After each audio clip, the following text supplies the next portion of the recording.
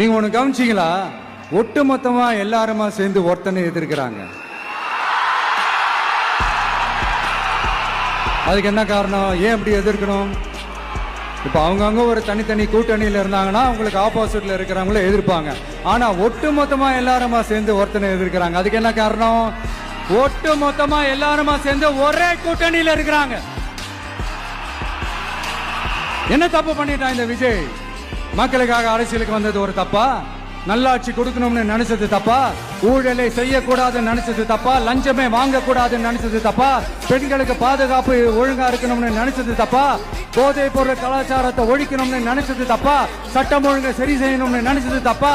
விவசாயிகள் நல்லா இருக்கணும், மீனவர்கள் நல்லா இருக்கணும், உழைக்கிற மக்கள் எல்லாரும் நல்லா இருக்கணும்னு நினைச்சது தப்பா? ஆனா மக்களே நல்லா இருப்போம், நல்லா இருப்போம், எல்லாரும் நல்லா இருப்போம். எப்படி நல்லா இருப்போம், நல்லா இருப்போம் எல்லாரும்.